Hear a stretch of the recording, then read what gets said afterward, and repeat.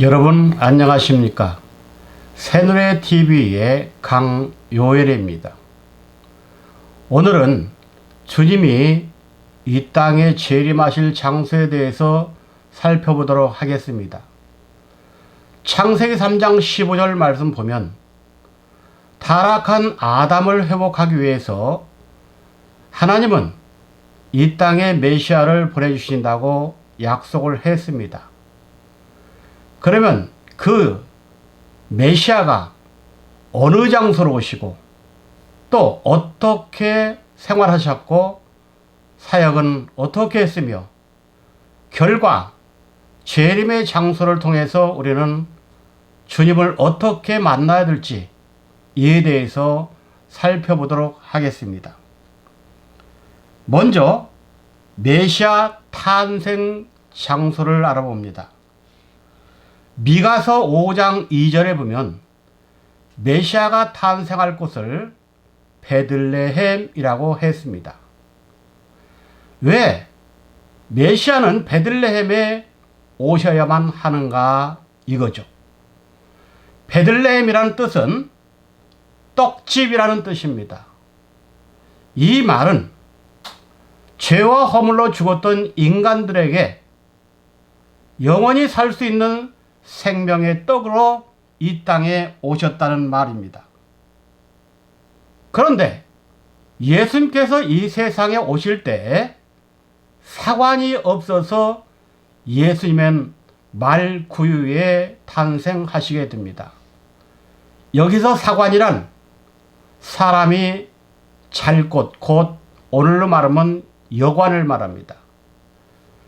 여관이 없어서 예수님은 말구유에 나셨는데 이 말씀은 인간이 메시아를 영접하지 않을 것을 예언하시는 말씀입니다.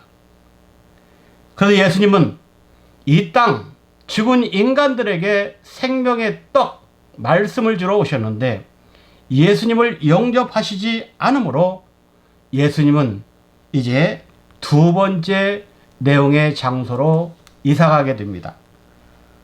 두 번째 장소는 예수님의 육신이 성장한 장소입니다.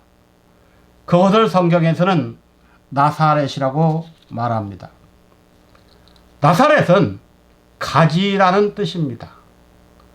가지는 첫 번째는 이새의 줄기에서 메시아가 오신다는 말입니다. 이 말씀의 뜻은 예수께서 다윗 왕가를 통해서 오신다는 말씀이 됩니다. 두 번째로 가지라고 하는 뜻은 나무라는 뜻입니다. 곧 생명의 떡 예수를 영접하지 않으므로 예수께서 이 땅에 오셔서 인류의 생명을 위하여 죽을 수밖에 없다. 즉 십자가를 지시겠다는 말입니다. 그래서 예수님은 베들레헴에서 탄생해서 나사렛에서 자라셨다고 성경은 말씀하고 있습니다. 마태 2장 23절 나사렛이란 동네에서 와서 사니 이는 선지자로 하신 말씀에 나사렛 사람이라 칭하리라 하심을 이루려 함이니라 그랬습니다. 이렇게 주님은 이 땅에 생명의 떡으로 오셨지만 이스라엘은 예수를 영접해 주지 않았습니다. 그러나 예수님은 이 땅에 오셔서 타락한 세상을 다시 행복의 에덴 동산으로 바꾸시기를 원했습니다. 그래서 세 번째 장소를 말씀드립니다. 세 번째 장소는 예수님께서 공생애를 시작하신 장소입니다.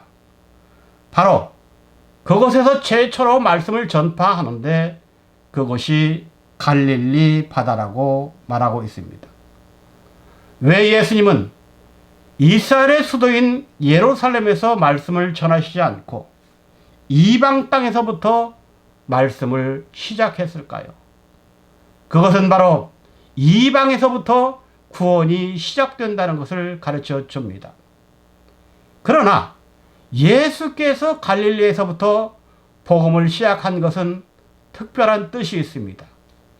갈릴리라는 뜻은 순환, 원이라는 뜻입니다. 다른 말로는 두개골이라는 뜻이 있습니다. 그러므로 두 가지 의미를 가진 장소가 갈릴리입니다. 두개골이라는 뜻은 이 세상 모두가 다 선악과를 따먹고 죽은 사람들이 사는 장소, 곧 묘지를 상징합니다. 이 세상은 생명이 없는 인간들이 사는 세상이기 때문에 다 죽은 곳입니다. 한마디로 말하면 지구는 공동묘지라는 말입니다. 두 번째는 그 공동묘지를 만든 장본인이 아담입니다. 아담이 첫 번째 하나님의 생명을 받았을 때, 그 생명을 통했을 때는 에덴 동산에 입산했습니다. 그래서 갈릴리라는 뜻은 원이라는 뜻으로 에덴 동산을 상징하는 표현입니다. 에덴 동산을 잃어버린 아담은 이제 두개골이라는 해골이 되었고, 그 해골의 장소를 다시 예수께서 에덴 동산으로 회복하시겠다는 말씀입니다. 그래서 이방 땅 갈릴리에서 복음이 시작되게 된 것입니다. 마태복음 4장 15절부터 17절 말씀 보면 스불론 땅과 납달리 땅과 요단강 저편 해변길과 이방의 갈릴리여, 흑암에 앉은 백성이 큰 빛을 보았고 사망의 땅과 그늘에 앉은 자들에게 빛이 비추었도다 하였느니라. 이때부터 예수께서 비로소 전파하여 가라사대 회개하라, 천국이 가까웠느니라 하시니라 그랬습니다. 그래서 예수님은 이렇게 잃어버린 신라권을 다시 복락원으로 만들기 위해서 제자들을 대부분 갈릴리 해변에서 부르시게 된 것입니다. 네 번째 장소는 예수님의 영광의 보좌의 장소인 바로 예루살렘입니다. 예루살렘이라는 뜻은 평강의 도시 또는 평화의 집이라는 말입니다. 평강의 도시는 평강의 왕이 다스려야 됩니다. 그래서 예수님은 예루살렘 입성하실 때 평강의 왕으로 입성하셨던 것입니다. 바로 예루살렘은 예수를 절대적으로 영접해야 할 장소입니다. 해서 예수님은 탄생부터 시작해서 공생의 마지막까지 예루살렘에 7번 올라가시게 됐습니다. 본래 예루살렘은 여보스라는 이름을 가지고 있습니다. 여보스의 뜻은 평강의 집입니다. 바로 평강의 집에 평강의 왕으로 들어가시는데 그 예수를 이스라엘은 영접하지 못했습니다. 그래서 결국 십자가로 돌아가시게 됩니다. 당시 예수님께서 영광의 왕으로 입성하실 때 대제사장을 중심으로 해서 종교 지도자들과 정치 지도자들이 어린아이와 백성들을 소란시켜서 예수를 십자가에 달려 죽이라고 어리석은 행동을 했습니다. 바로 예루살렘은 예수를 영접하지 못함으로 인해서 AD 70년 멸망하게 됩니다. 여러분들, 우리가 주님을 마음속에 영접하지 못하면 그 사람은 반드시 멸망, 지옥에 떨어진다고 성경은 말합니다. 바로 예루살렘이 예수를 영접했다면 예루살렘은 멸망하지 않았을 것입니다. 그러나 평강의 왕을 영접하지 못함으로 예루살렘이 멸망했다는 것, 이것이 우리에게 주시는 큰 교훈입니다. 그래서 다시 오실 예수님은 이제 요한계시록 21장에 보면 새 예루살렘의 관계를 약속했습니다. 바로 우리들이 신령한 새 예루살렘이 될 때 만왕의 왕이신 예수께서 우리 마음속에 입성하셔서 죄와 허물로 떨어졌던 하나님과 우리와의 관계가 다시 일체가 된다는 사실입니다. 그럴 때 인간은 죽지 않고 영생하여 영원한 천국에 입성한다는 사실을 가르쳐주는 말씀입니다. 다섯 번째, 예수님은 인류 구원을 위해 최후의 기도를 하시게 됩니다. 그것이 바로 겟세마네 동산입니다. 겟세마네라는 뜻은 기름을 짠다, 쥐어 짠다는 말입니다. 겟세마네 동산에서 예수님은 인류를 위해 당신의 영혼을 쥐어 짰습니다. 생명을 짜내셨습니다. 또한 혼을 짜내셨습니다. 마태 26장 36절에 보면 예수께서 제자들과 함께 겟세마네라는 동산에서 기도를 했다고 말씀합니다. 그때 얼마나 쥐어짜는 기도를 했던지 누가복음 22장 44절에서는 예수께서 힘쓰고 애써 더욱 간절히 기도하시니 땀이 땅에 떨어지는 핏방울같이 되더라 그랬습니다. 예수님의 기도는 처음에는 땀이 났고 이제는 땀이 변하여 피가 됐습니다. 한마디로 말해서 인류 구원을 위해서 당신의 피줄을 터뜨려 가면서 기도를 했다는 말이 겟세마네 동산의 기도입니다. 예수님은 창조주 하나님이십니다. 동시에 인간을 구원해 주시는 구세주십니다. 예수님은 인류 구원을 위해 자신을 짜내어 인류들을 위해 생명과 영혼 주시기를 원했습니다. 이것을 마지막으로 해서 예수가 죽느냐 사느냐 하는 결정이 이루어지는 장소가 겟세마네 동산이었습니다. 그러나 유다는 예수님을 은삼십에 팔게 됐습니다. 예수님은 잡혔습니다. 그리고 잡히신 날 이제 밧줄에 묶여서 끌려가시게 됩니다. 그러면서 그 다음날 십자가의 장소로 끌려갑니다. 해서 여섯 번째는 예수님이 죽은 장소입니다. 예수님이 죽은 장소는 골고다, 다른 말로 갈보리입니다. 이것은 바로 해골이란 뜻을 가지고 있습니다. 인류 타락으로 인해서 지구는 공동묘지로 변했습니다.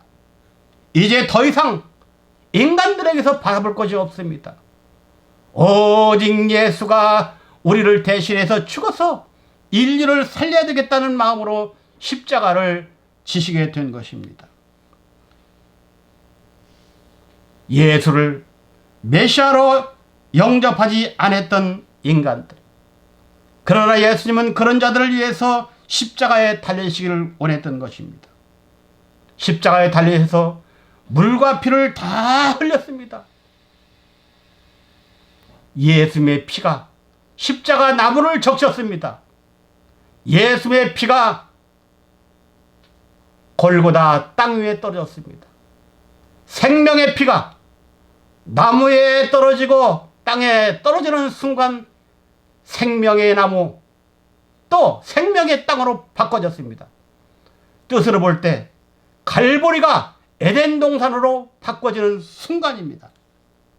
우리는 이제 이 뜻을 깨닫고 주님을 영접함으로 저주의 세계에서 축복의 세계로 바꿔진다는 사실입니다. 예수님은 십자가에서 모든 죄를 해결했습니다. 죄의 싹은 사망이라 해서 예수님은 지옥에까지 갔습니다. 그곳에 가서 노아 때 죽은 영들에게 전도하시기까지 했습니다. 그 후 예수님은 무덤을 완전히 깨트리고 사망을 부수고 부활하셨습니다. 부활하신 예수님은 이제 일곱 번째 가신 장소가 승천한 장소입니다. 예수께서 승천한 장소는 감람산으로 나와 있습니다. 사도행전 1장 11절부터 12절에 보면 가로되 갈릴리 사람들아 어찌하여 서서 하늘을 쳐다보느냐, 너희 가운데 올라가신 이 예수는 하늘로 가심을 본 그대로 오시리라. 제자들이 감람원이라 하는 산으로부터 예루살렘에 돌아오니 이 산은 예루살렘에서 가까워 안식일에 가기 알맞은 길이라 했습니다. 바로 예수님이 승천한 장소는 감람산입니다.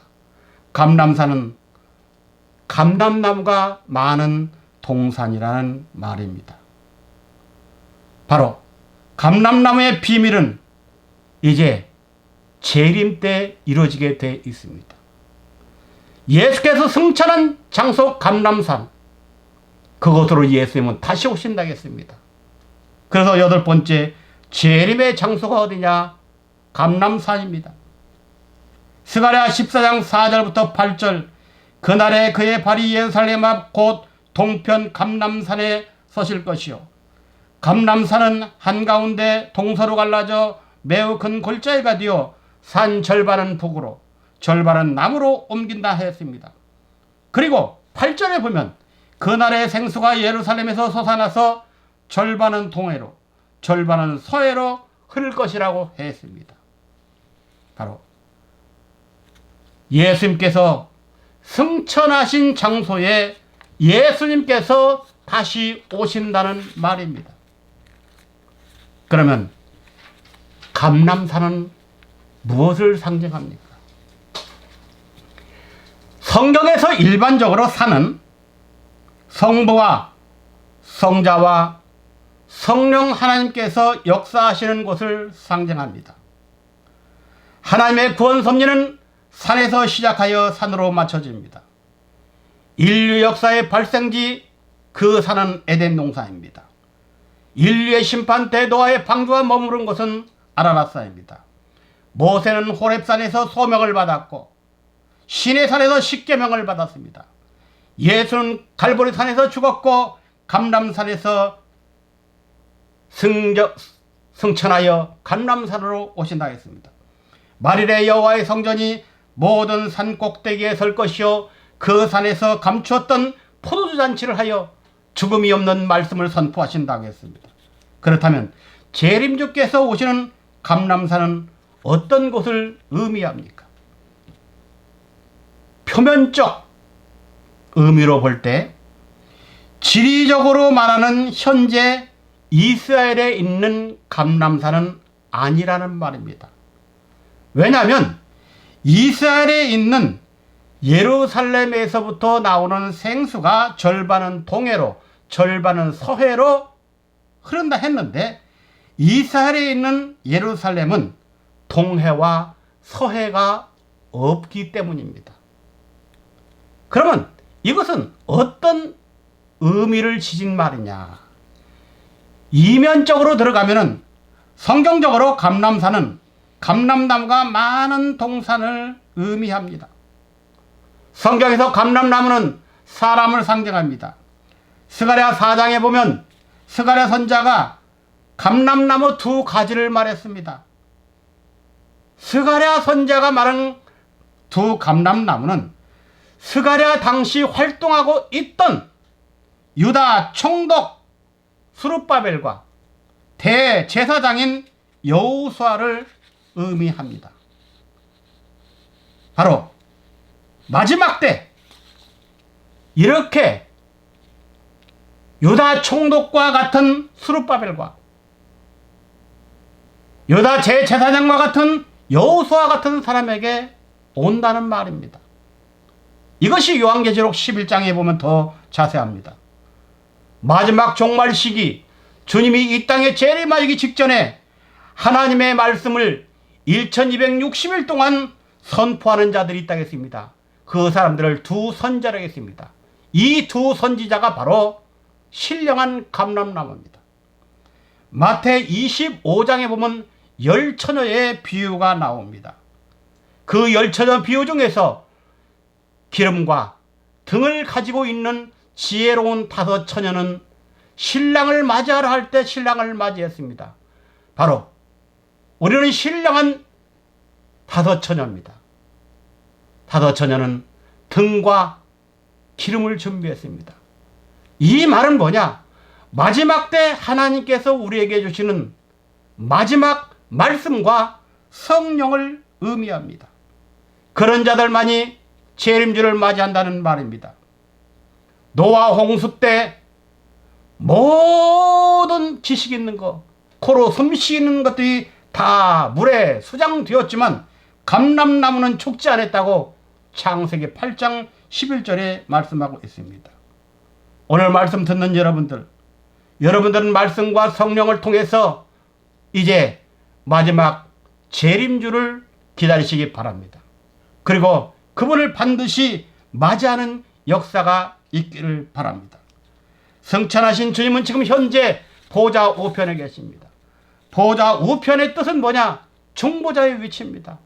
우리를 위해서 기도해 주신 장소입니다. 인류 구원을 완성하시기까지 일하는 장소가 보좌 우편입니다. 성도들이 사탄을 발등상 삼을 때까지 기다리는 장소가 우편 장소입니다. 그분이 다시 오십니다. 2000년 전 초림 때는 아들로 오셨지만 이제 우리 시대에는 아버지로 오시는 분이 재림주입니다. 그분을 말씀과 성령을 가진 성도들이 다 맞이할 줄 믿습니다. 바로 그런 성도들이 있는 그러한 교회가 신령한 감람산인 것을 믿으시기 바랍니다. 오늘 말씀은 여기서 마치도록 하겠습니다. 감사합니다.